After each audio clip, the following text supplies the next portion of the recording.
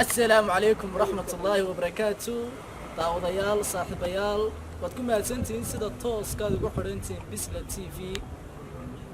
مركزتا يا ميل كاستا واد كلا جوجتانا waxaad nooga barateen inaad la wadaagno barnaamijyo iyo waliba wararkii u dambeeyay ee geega Soomaalida iyo caalamka intiisa kale. Haddaad tahay qof nooga cusub fadlan subscribe saar channelka si aad ula socoto markasta wararka iyo warbixinada barnaamijyada wata ee soo gelino bartan. waad ku mahadsan tahay la socodkaaga ballanteenu waa barnaamijyo tayo leh warar xiiso leh iyo warbixinooyin u dambeeyay ee geega Soomaalida iyo guud ahaan caalamka oo mahadsantii qadiyadii Hargeysa kuma eekaanin burcay u gudubtay shalay toona burcay wad arkayseen tallaabadii wanaagsaneyd ee biliisku uu qaaday ee ku soo qabteen maandooriyaasha iyo hubka waxyeelada laba hantiyood bay Soomaaliland haysataa labada hantiyood ee Soomaaliland haysataa waxa weeyaan kow waa nabadgelyada oo Ilaahay fadligiisa aynu ku helnay iyo wada jirkeena ummadeed hantada labaad ee Soomaaliland ay haysataa waxa weeyaan dhalinyaro xooga oo wax baratay oo ka xora bulwada labadiiba waxa joodaa in si kale weerar loogu yahay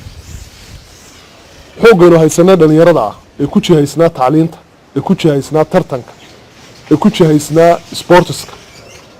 haddii halisa ugu noqdaan maandooriyaasha qaybihiisa kala duwan waxa halis galaya nabadgelyadeena waxaan jeclahay waalidka inaan bartan kelmadan ka faro waalidka waxaan leeyahay kaalinteena waalidnimo ee nagaga gudboon ubadkeena oo aayihii dalkana oo si wanaagsan aqoontooda iyo awoodooda dhalinyarnimo u dhisnay inaynu feejignaan saa'ida awlaadeena aynu siino oo waalidku waa laba waa hooyada iyo aabbaha hooyooyinku sharaf bay leeyihiin tacab badan bay awlaadda geliyaan aabbaha waxaan ka codsanayaa inuu awlaadda hoos ay u eegaan oo ilmuhu wuxuu ku sugan yahay iyo bartu tagayo iyo ciduu la saaxiibka yahay loo feejignaado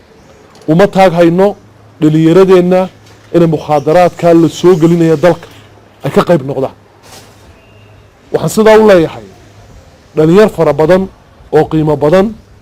ayaa la sheegayaa inay aad adhabtil ugu noqdeen ama jirkooda ay la falgashay daroogooyinka kala duwan ee dalka la soo gelinaya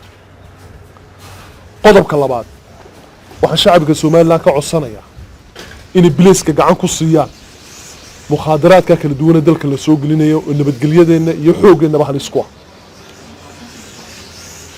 waxaan sidoo kale doonayaa inaan bartan uga codsado shacabka caasimadda in ciidamada dardamiska ee badbaadiyaasha bulshada ee naftood hurayaasha ee xaaladaha roobku markuu da'o iyo xaaladaha dabku markuu kacaba badbaadinaya bulshadeena inay gacan ka siiyaan furitaanka dariiqyada inay gacan ka siiyaan nafurka ay ummadda u sameynayaan inay ku garab istaagaan waxa kaloo shacabka caasimadda aan ka codsan